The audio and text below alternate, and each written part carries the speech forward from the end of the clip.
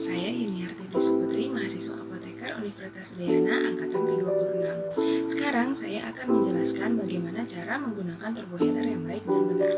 Sebelum ke cara penggunaannya, kita harus tahu bahwa turbohealer merupakan salah satu sediaan obat yang digunakan untuk menangani penyakit asma. Sebelumnya kalian tahu nggak sih penyakit asma itu apa?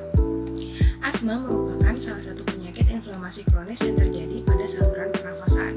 Biasanya dapat terjadi secara berulang pada individu yang rentan. Penyakit asma biasanya disertai dengan gejala seperti sesak dada atau nyeri dada, sesak napas, batuk, dan mengi. Terdapat beberapa faktor yang menyebabkan asma, seperti gen, infeksi bakteri atau virus, debu, polusi, bulu hewan, kosmetik, obat-obatan, ataupun asap rokok. Tujuan utama dari pengobatan asma ada dua, yaitu meredakan gejalanya dan mencegah kekambuhan asma. Nah, sekarang sudah tahu kan penyakit asma itu apa? Sekarang cari tahu obatnya yuk. Jadi, apa sih turbohealer itu? Turbohealer adalah salah satu obat asma jenis inhaler yang berbentuk tabung berisi obat dalam bentuk serbuk kering. Turbohealer digunakan dengan cara menghisap obat melalui mulut kemudian diteruskan ke paru-paru. Jenis turbohealer yang akan saya jelaskan kali ini adalah Symbicort. Symbicort merupakan jenis sediaan turbohealer yang mengandung budesonide dan formoterol. Symbicort digunakan oleh pasien berusia 12 tahun ke atas dengan 3 jenis dosis pada sediaan Symbicort, yaitu 320, 160, dan 80. Kali ini saya akan menjelaskan Symbicort dengan dosis 160 per 4,5 mikrogram per inhalasi yang berisi 160 mikrogram budesonide dan 4,5 mikrogram formoterol. Dosis yang digunakan untuk terapi pelega adalah 1 kali inhalasi, maksimal 6 inhalasi dalam satu waktu. Untuk terapi pemelihara adalah 2 inhalasi per hari, di mana 1 inhalasi pagi dan sore hari, atau 2 inhalasi pada pagi hari atau pada sore hari, dengan maksimal 12 inhalasi per hari. Jika hanya sebagai terapi pemeliharaan, digunakan sebanyak 1-2 inhalasi 2 kali sehari. Terdapat 4 bagian utama pada turbohealer, yaitu cover, mouthpiece, dose counter, dan grip. Bagian pertama adalah cover. Cover bertujuan untuk melindungi tabung turbohealer, terutama bagian mouthpiece, yaitu untuk melindungi mouthpiece dari paparan atau kontaminasi debu atau bakteri. Yang kedua merupakan mouthpiece. Mouthpiece ini merupakan jalan keluarnya serbuk obat yang terdapat dalam tabung turbohealer ketika dihisap melalui mulut. Yang ketiga adalah dose counter.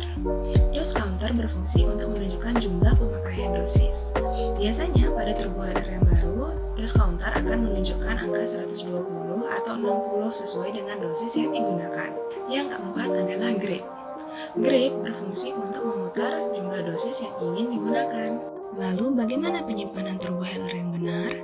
Turbohealer disimpan pada suhu ruang, terhindar dari sinar matahari langsung, dan jauh dari jangkauan anak-anak. Kapan sebaiknya mengganti turbohealer? Turbohealer dapat diganti ketika dose counter berwarna merah dan menunjukkan angka 0. Warna merah dan angka 0 ini menunjukkan bahwa dosis di dalam turbohealer telah habis terpakai. Nah, sekarang sudah tahu kan turbohealer itu apa, bentuknya seperti apa, dan bagian-bagiannya apa saja? Yuk cari tahu cara penggunaan turbohealernya.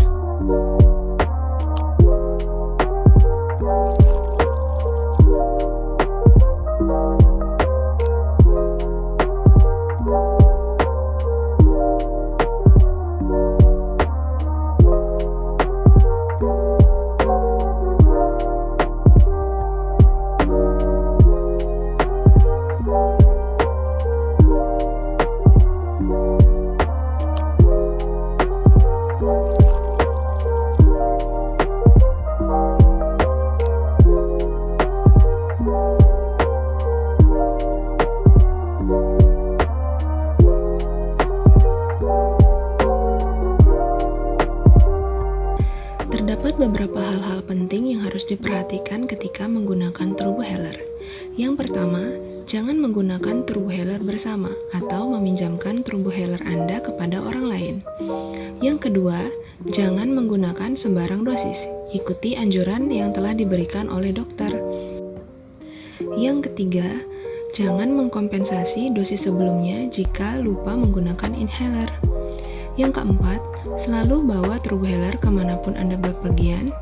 Yang kelima, turbohaler dapat disimpan selama 3 bulan setelah dibuka dari segelnya. Yang keenam, turbohaler dapat disimpan sesuai dengan masa kadaluarsa yang tertera di kemasan jika segel belum terbuka. Yang ketujuh, jangan gunakan turbohaler untuk penyakit lain selain asma dan PPOK. Yang kedelapan, laporkan pada dokter jika Anda memiliki kondisi khusus saat menggunakan turbohaler, seperti hamil, alergi, diabetes, dan lain sebagainya. Terakhir, turbohaler yang telah habis dapat dibuang dengan merusak label obat terlebih dahulu, lalu memasukkan turbohaler ke dalam kantong plastik dan dibuang di tempat sampah. Terima kasih sudah menonton video edukasi ini. Sekian penjelasan saya mengenai penggunaan turbohaler. Semoga video ini dapat memberikan pengetahuan lebih mengenai